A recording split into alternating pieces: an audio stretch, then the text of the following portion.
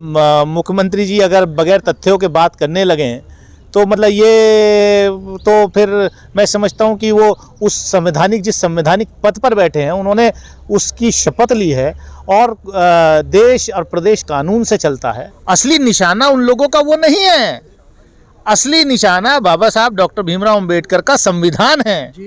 असली निशाना जो है इस देश का संविधान बदलना है। कोई कहता है कि मंदिर तोड़ के मस्जिद बनाई, कोई कहता है कि बुद्धिस्ट मोनास्ट्री तोड़ करके मंदिर बनाया, कोई कहता है कि मस्जिद तोड़ के चर्च बनाया। अरे कहाँ जाओगे भाई?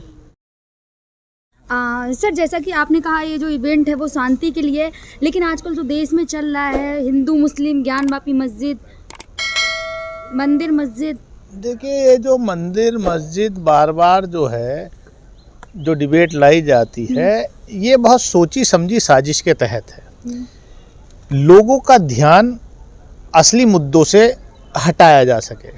जो बेरोजगारी का मुद्दा है, जो महंगाई का मुद्दा है, उससे लोगों का ध्यान कैसे भटके, इसलिए इस तरीके के इश्यूज आते रहते हैं।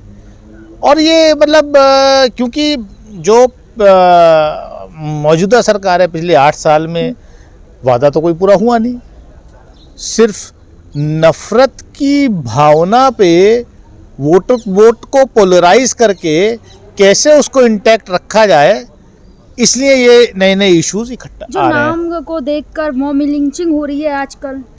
देखिए आपने सही कहा। मैंने 2 अगस्त 2019 में और फिर मार्च 2022 में 2 बार मैंने लोकसभा के अंदर ये इशू उठाया मॉब लिंचिंग का, और मैंने सरकार से कहा कि 2018 में ऑनरेबल सुप्रीम कोर्ट ने बाकायदे अपने जजमेंट में कहा है कि मॉब लिंचिंग के ऊपर कानून बनाया जाए, लेकिन सरकार कानून नहीं बना रही है। सरकार रोज नए कानून बनाती है, रोज नए नए बनाती है, लेकिन मॉब लिंचिंग पर कानून नहीं बना रही, क्योंकि मॉब लिंचिंग इसका मतलब आपको कहीं ना कहीं इसका पॉलिटिकल फायदा आप देखते हैं, इसलिए नहीं बना रहे। अब बताइए इस देश में क्या होगा?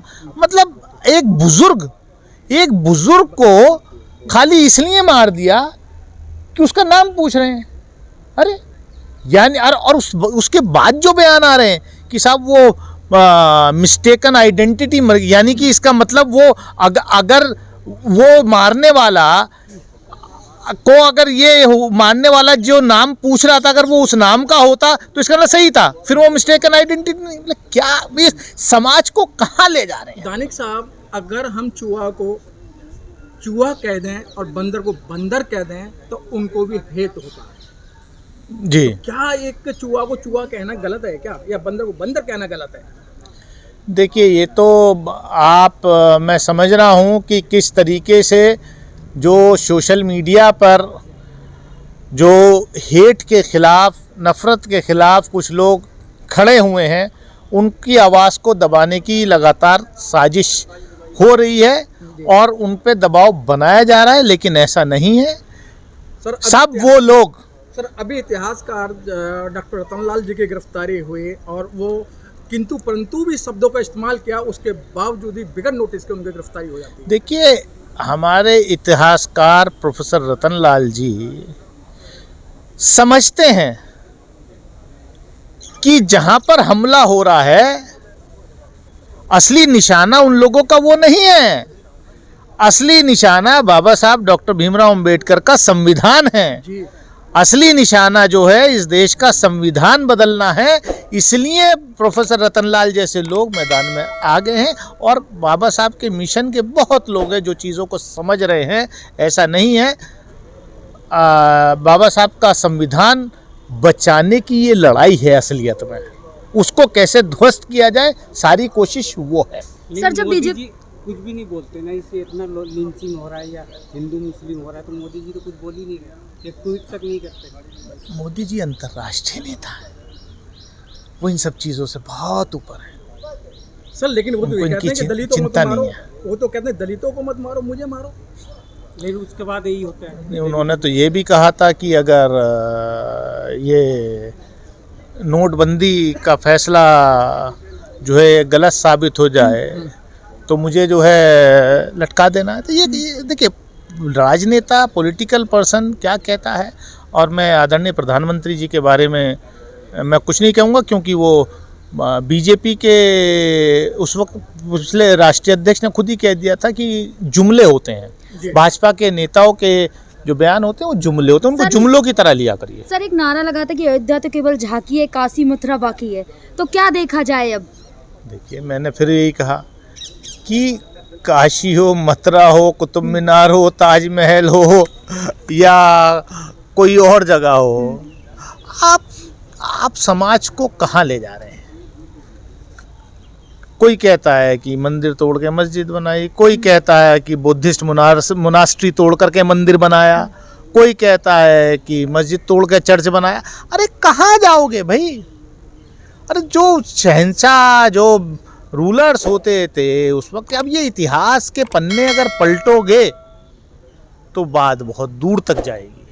इसलिए बेहतर है कि हमें जो हमारे पार्लियामेंट ने 1991 में places of worship amendment act बनाया, उस पर हमें सबको कायम रहना चाहिए। और मुझे उम्मीद है कि ऑनरेबल कोर्ट जो ये लोग एप्लीकेशन दिए हैं इसका बहुत जल्दी निस्तारण करेगा, क्योंकि खुद ऑनरेबल सुप्रीम कोर्ट ने बाबरी मस्जिद राम जन्मभूमि के फाइनल वर्डिक्ट में उस चीज़ का जिक्र किया था।